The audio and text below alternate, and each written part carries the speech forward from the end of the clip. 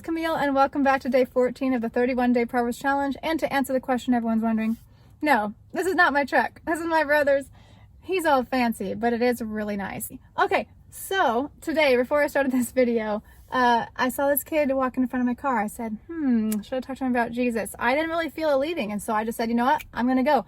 So I went and talked to him. I was like, hey, neighbor, do you live around here? Turns out he's 17 years old. He's been to church. He's been baptized when he was young. But I said, are you born again? And he didn't know what that meant. And so he said, no, I haven't been born again. I talked to him about having Christ within, Christ living inside of you. We don't get saved on works, we get saved on faith. And so he asked Jesus to come live inside of him. You can see the light in his eyes afterwards. I invited him to come to church with me on Sunday, so he's probably going to come. Thank you, Lord. Anyhow, always be ready for God to use you to reach someone, because one conversation can change the rest of someone's life. My dad has prayed with so many individuals, and someone came to him years later, you prayed with me, I got a Christian wife, changed the rest of my life. And it's just like, you don't know. The gospel is so powerful. You can always just be ready to share it. The worst thing they can say is no. And it's not on you. God is the one drawing. And sometimes no, and someone else down the road will say yes. So please like this video, subscribe, hit the bell to be notified of new videos, and let's get right into chapter 14. Every wise woman builds her house, but the foolish plucks it down with her hands. He that walks in his uprightness fears the Lord, but he that is perverse in his ways despises him. In the mouth of the foolish is a rod of pride, but the lips of the wise shall preserve them. Where no oxen are, the crib is clean, but much increase is by the strength of the ox. A faithful witness will not lie, but a false witness will utter lies. A scorner seeks wisdom and finds it not, but knowledge is easy to him that understands. Go from the presence of a foolish man when you perceive not in him the lips of knowledge. The wisdom of the prudent is to understand his way, but the folly of fools is deceit. Fools make a mock at sin, but among the righteous there is favor. The heart knows its own bitterness, and a stranger does not intermeddle with its joy. The house of the wicked shall be overthrown, but the tabernacle of the upright shall flourish. There is a way which seems right to a man, but the end thereof are the ways of death. Even in laughter the heart is sorrowful, and the end of that mirth is heaviness. The backslider in heart shall be filled with his own ways, and a good man shall be satisfied from himself. The simple believes every word, but a prudent man looks well to his going. A wise man fears and departs from evil, but the fool rages and is confident. He that is soon angry deals foolishly, and a man of wicked devices is hated. The simple inherit folly, but the prudent are crowned with knowledge.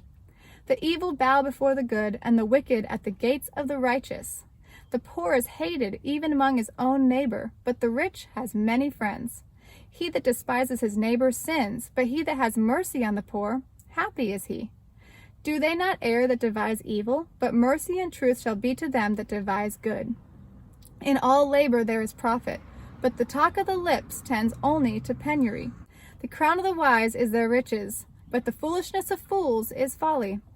A true witness delivers souls, but a deceitful witness speaks lies. In the fear of the Lord is strong confidence, and his children shall have a place of refuge. The fear of the Lord is a fountain of life, to depart from the snares of death. In the multitude of people is the king's honor, but in the want of people is the destruction of the prince. He that is slow to wrath is of great understanding, but he that is hasty of spirit exalts folly.